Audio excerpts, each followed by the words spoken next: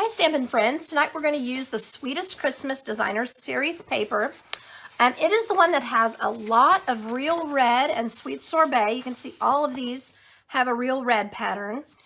And the other two colors are Pool Party and Garden Green. So you can see this has a nice green and red candy cane, and then there's the solid red candy canes, or solid red and white stripe. Then this paper has Garden Green and the Pool Party added to it. Now, it has a full sheet of these little candy canes. So they're not little, they're good size. They're, if you think about the size of my hand, they're pretty good size.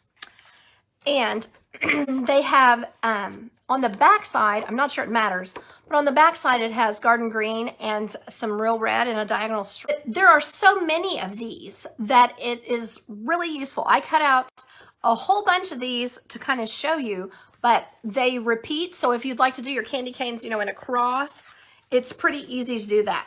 Now, if you buy the stamp set, of course, you will be able to cut these out. But my focus again on these is if you have to cut them out yourself, things that you can do with this paper. So let me just set this aside because I had to get out the big long strips of paper that I had cut just so that I could show you all of the different patterns, because I used so many that I was trying to put together. Okay, I wanted to show you these. This is what I cut off the back side that I didn't end up using, where they were like going off the edge of the page kind of thing. So this will be really useful. That's one good thing about this being this really nice pattern. It's good to put across cards or down the side of cards. So that's just my little tip. Don't throw those away. You can use those to make your card or your project just a little bit better. So what I was thinking here, I just kind of was doing a little bit of planning and imagining what ones I would put together, how I could line them up, what they could be layered on, that kind of thing. So typically, let's see, I guess I should turn it where you can see. Typically we do our candy canes like this. So you don't necessarily have to, but that's just, if you want to put one in the middle of your card like this, that's typically what we do. You don't necessarily have to use the same exact candy cane, but one thing about this paper is a lot of times you might have trouble if you try to use different ones because you may have not cut out exactly the right ones. But you can see that there are several here that you can use. It's just kind of layering these with the candy cane print. And you could use something in the middle if you wanted to, you know, so many choices. One thing I wanted to show here was if you just put, whoops-a-daisy, if you just put a little candy cane, you know, probably on this one I would use this like this. You could put your little candy cane on here. I would use going this direction probably, and just have a sentiment to the side and tie a little bow around it and make this like the focal point of your card. And you don't have to use two on every card, even though that looks cute. It's like, this is also cute. Another thing I wanted to show you, you could also, as you're layering these on, let's see here, grab something to lay this on and make it look kind of cute. Oh, not that one, it's the other color. Let's see here. Okay, with this one, I was doing kind of that same thing, and I layered these together like that, and then just put this here. So then maybe what you would do here is put your candy canes across like that, and it just kind of makes a nice layer.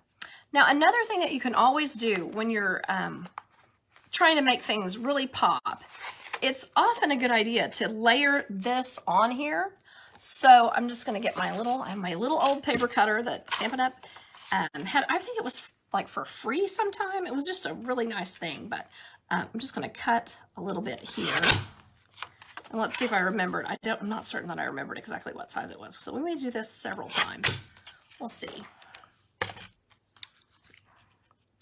And I don't know if I've mentioned this specifically. I've certainly done it for my classes, but layering this white on here and then using this on here. Yes, people do make hearts. I've seen a lot of that, Shauna. Certainly something to do if someone, like if you're giving someone an anniversary gift or you've got some kind of sentiment that says something about love, they look great. So I'll go ahead and show you all that. Thank you, Shauna, and I can show people that. Of course, I would make a little bit bigger layer to put it on probably with that. But anyway, so you can see that you could just put this any old way. And we'll see, gotta get the right ones when I'm gonna cross them like that. So there we are.